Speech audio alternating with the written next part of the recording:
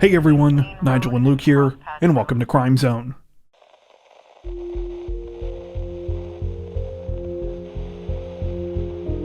Authorities in St. Paul, Minnesota say that they're searching for a recently paroled killer after he allegedly committed another heinous string of crimes that left his pregnant wife dead and another man in hospital. The whole thing began just after 9 p.m. on October 19th when police were called about a possible shooting at an apartment building on the 100 block of Sycamore Street East. They arrived and spoke to residents who claimed that they had heard a loud argument between a man and a woman followed by what sounded like gunshots coming from Unit 3. When officers entered the apartment, they found the occupant, 35-year-old Damara Alexis Stowers, lying on the ground. She was suffering from at least one gunshot wound and sadly was pronounced dead at the scene. Tragically, she was 8 to 9 weeks pregnant at the time. Police had barely taken all of this in when they got a second call about another violent scene roughly 2 blocks away on Acker Street. A man had been violently carjacked and shot in the leg, and the culprit had made off in his Audi 8-4. The man's passenger had also been shot at by the suspect, though thankfully the bullet missed. After piecing all of the details together, attention quickly turned to Damara's husband, 26-year-old Michael Allen Stowers. Stowers had previously been convicted of a fatal shooting in 2008 and had only been paroled in March of this year. Not only that, but it was well known by people in the area that while Stowers was supposed to be living in a halfway house, he had been staying with Damara. In fact, she was even being evicted by her landlord over the situation. This theory was all but confirmed later that same night when police in Ramsey County reportedly received a call from Stowers. During that call, he allegedly confessed to the shootings and claimed he would turn himself in, but never did.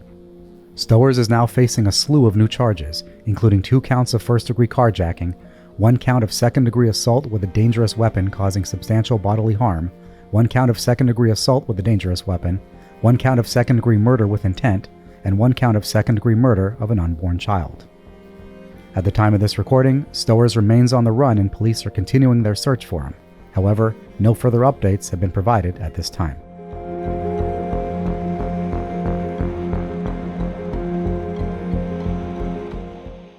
Authorities in Cumberland County, New Jersey say that they have arrested 4 suspects in connection with the murder of one of their own this week, after a police detective was gunned down in her own residence during the middle of a terrifying home invasion. The whole thing started back on the night of October 15th, when police in the city of Bridgeton began receiving 911 calls about a possible break-in. Residents on the 600 block of Buckshootum Road said that a group of what appeared to be armed men were kicking down the door of one of their neighbors' houses. When officers arrived, they discovered that the homeowner in question was 51-year-old Monica Mosley, a detective sergeant with the Cumberland County Prosecutor's Office. Monica was suffering from multiple gunshot wounds and sadly was pronounced dead at the scene. For nearly 2 weeks, authorities searched for Monica's killers, utilizing a number of clues including cell data, surveillance video, DNA, and ballistics analysis.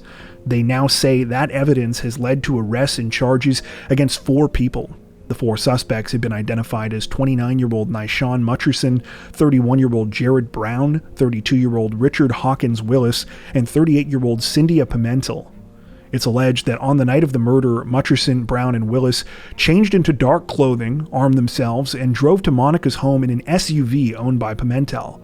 Once there, they broke down the door and fatally attacked the police detective before fleeing the scene. It appears that the suspects were caught in part thanks to one last act of bravery from Monica. She reportedly returned fire against her attackers, hitting Mutcherson in the chest. He was dropped off at an area hospital that night by his alleged accomplices, claiming to have been involved in a different shooting. However, his story fell apart. Pimentel is accused of helping the 3 male suspects to try and cover up the crime after the fact, including attempting to hide her SUV. At the time of this recording, the 3 male suspects are charged with first-degree purposeful and/or knowing murder, first-degree murder during the commission of a felony, second-degree burglary, 3 second-degree weapons offenses, third-degree hindering apprehension, and fourth-degree obstruction of justice. Pimentel, meanwhile, is charged with third-degree hindering an investigation and fourth-degree counts of obstructing and tampering with evidence. Currently, no information about the alleged motive behind the crime is available.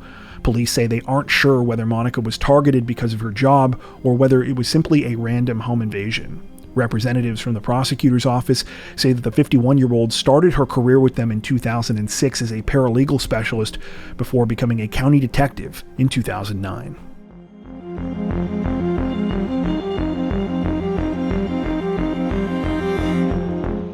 Authorities in the city of Tempe, Arizona say that a 51-year-old local man is facing charges this week after officers made a grisly discovery inside of a kitchen appliance in the backyard of his residence. The situation began sometime on October 22nd when Tempe police were tipped off that something strange was going on at the home of 51-year-old Joseph Hill Jr. Specifically, police were told about a freezer that had allegedly been in Hill's backyard for some time, one that the caller believed could contain human remains. When officers arrived and questioned Hill about the situation, he refused to let them take a closer look at the freezer.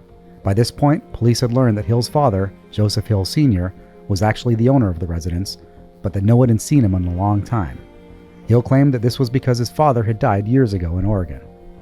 Police followed up on this and learned that there was a pretty major discrepancy. It turned out that Joseph Sr.'s Social Security checks were being cashed until March of 2023. Using this information, authorities obtained a warrant to conduct a search of the Hill residence. When they did, they found the freezer tightly wrapped and hidden under several layers of material, including blankets, saran wrap, and duct tape. After all of this was removed, the freezer was finally opened up. Inside were the skeletal and heavily decomposed remains of Joseph Hill Sr. Though it appears the elderly man died of natural causes, it's now alleged that Hill Jr. kept his father's body concealed for as many as 4 years. The 51-year-old claimed he had done this because his name wasn't on the deed to the house and he feared he would lose his residence. As for why the body was in such bad shape, it appears that while the freezer it was stored in had initially been connected, there had been multiple power outages and failed attempts by Hill Jr. to bury his father's remains. At some point, he disconnected the freezer permanently and allowed it to just decompose. Hill Jr. is now facing charges of concealing a dead body and failure to report a death, though authorities say that more charges could be coming.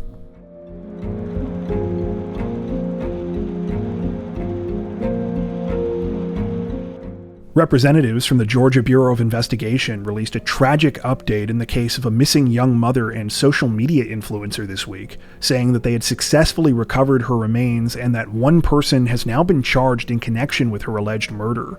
The whole thing began on the evening of October 22nd, when the victim, 25-year-old Minelis Zoe Rodriguez Ramirez, who went by the name Mimi, left the home where she lived with her fiancé in the city of Cornelia to run an errand. She was headed to a local Walmart supercenter on Furniture Drive, a place that she apparently knew well because she used to work there. While the circumstances of Mimi's trip that night are currently unclear, multiple reports state that she was going to the Walmart to sell a picture to an undisclosed acquaintance.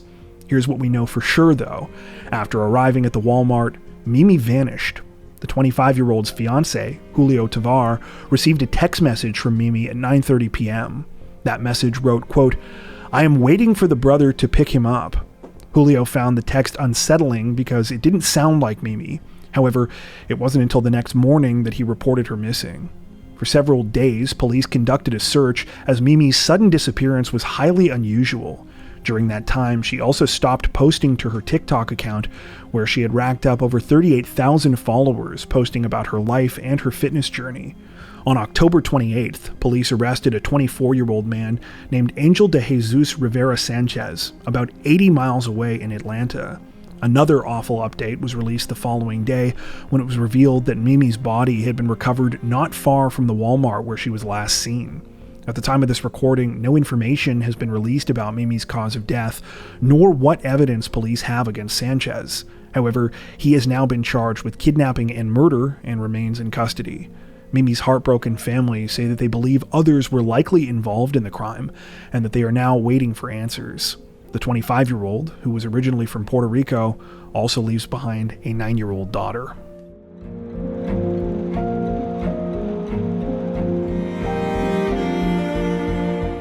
Representatives from the Transportation Security Administration say that a 34-year-old man is facing charges following a wild incident last week in which he allegedly forced his way onto a commercial airplane and tried to steal it, only to offer a strange excuse for his actions. The whole thing took place sometime on October 22nd at the Missoula International Airport in Montana. According to reports, Alaska Airlines Flight 697 had just landed at its terminal and was in the middle of deplaning when suddenly a dramatic situation unfolded inside.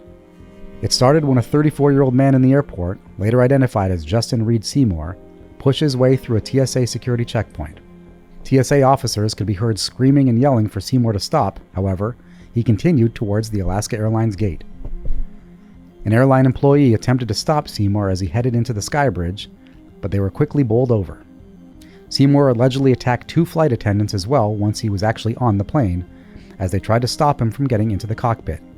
The 34-year-old was arrested there when backup from law enforcement arrived and were finally able to overpower him. After being taken into custody, Seymour offered quite the strange explanation for his antics.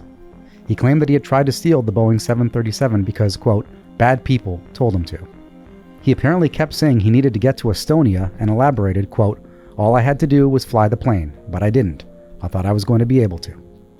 Though Seymour did manage to make it into the cockpit of the aircraft, it's still unclear exactly what his plan was. When asked if he could fly a plane, he reportedly replied, quote, it seems easy enough to learn. Following his arrest, Seymour was taken to the Missoula County Detention Facility. He is now facing charges of felony robbery and felony aggravated burglary.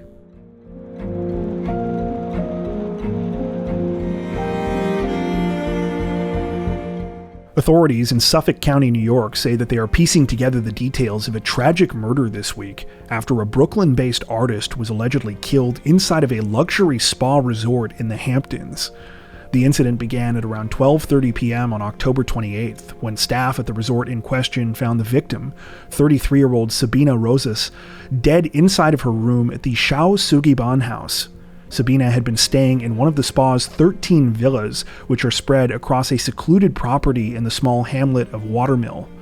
While few details have been released about the murder itself, authorities have stated that there were obvious signs of violence.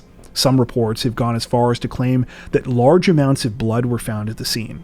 One thing that we know for sure, though, is that attention quickly turned to a particular suspect, a 56-year-old former flooring business owner named Thomas Gannon.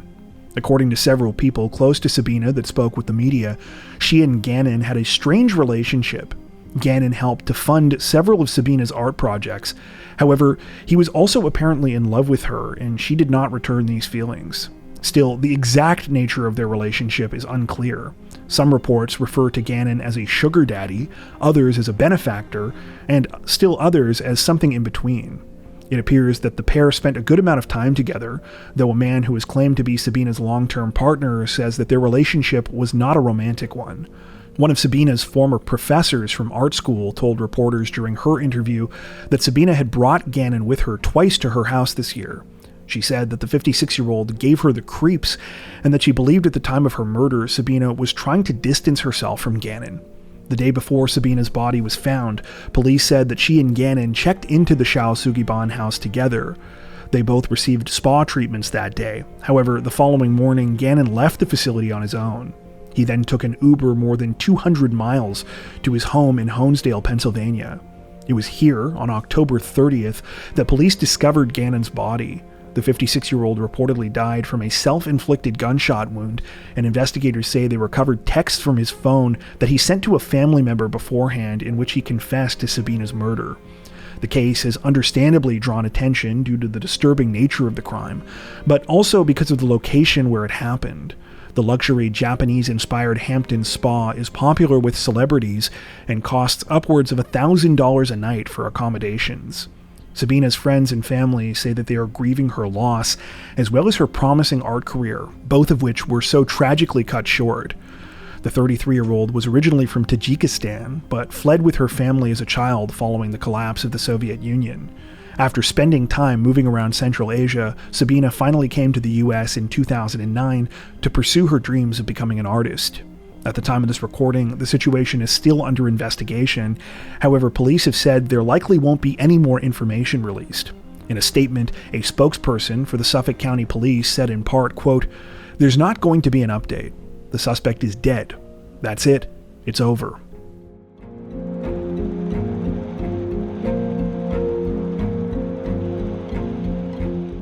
Authorities in Orlando, Florida say that 2 people are dead this week and at least 8 others are injured following a terrifying shooting during the middle of what was supposed to be a fun night of Halloween celebrations. The incident began just after 1 a.m. on November 1st in the city's downtown. Between 50,000 and 100,000 people had gathered to celebrate Halloween the previous night, and the streets were still quite busy when suddenly gunshots rang out. According to reports, There were 2 separate volleys of gunfire that happened about a block apart on South Orange Avenue. The first round of shots was fired near the intersection with Central Boulevard, while the second happened near Washington Street. Security video and body camera footage taken from the area shows hundreds of people trying to take cover as the alleged shooter turns into the crowd and fires. When officers arrived at the scene, they managed to tackle the suspect to the ground and take him into custody without firing any rounds of their own. Sadly, not everyone was able to make it to safety. It was later announced that 2 people, 25-year-old Tariq Hill and 19-year-old Timothy Schmidt Jr., both died from their injuries. A further 8 people between the ages of 19 and 39 suffered gunshot wounds of varying severity. Adding to the tragedy of the situation, it's been announced that the suspect is only 17 years old. He has now been identified as Jalen Dwayne Edgar, and due to the severity of the crime, it's believed he will be charged as an adult. He is now facing 2 counts of first-degree murder and 6 counts of attempted first-degree murder. Currently, no motive behind the shooting has been revealed, and police say that they are still investigating exactly what happened in the lead-up to this deadly situation. At the time of this recording, Edgar remains in custody.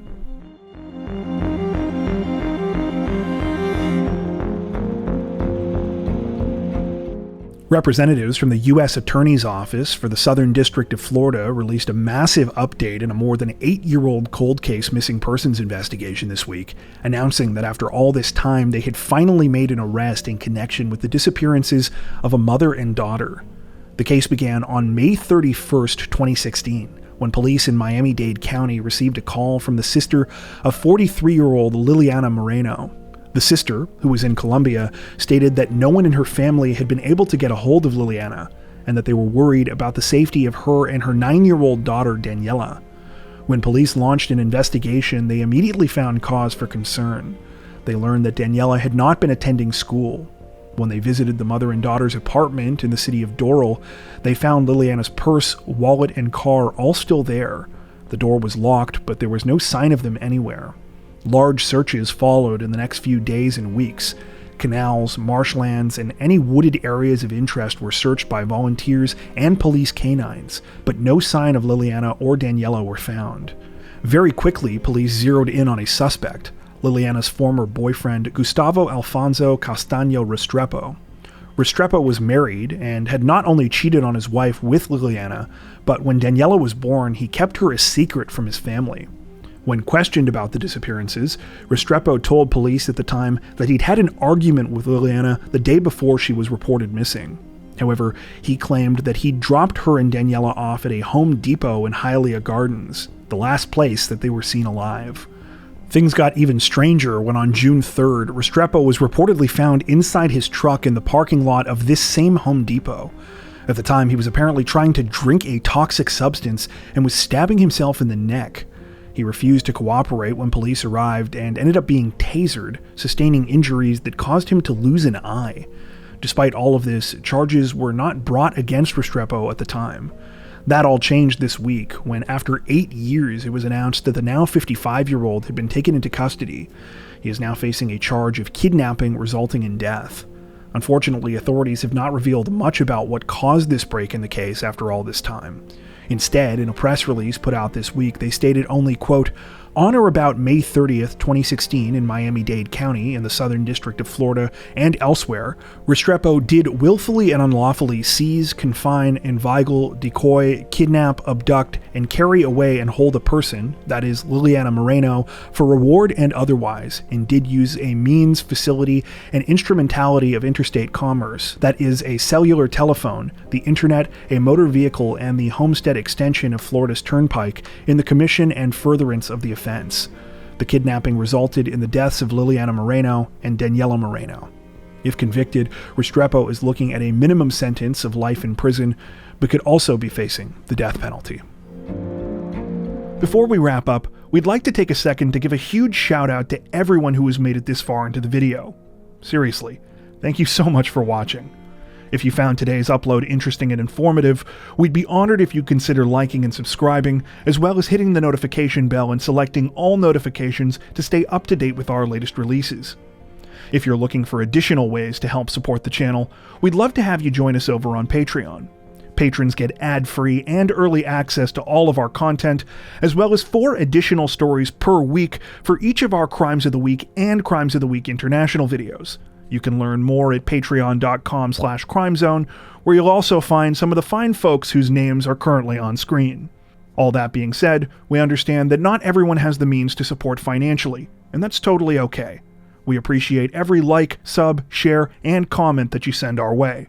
Once again, thanks so much everyone, and take care.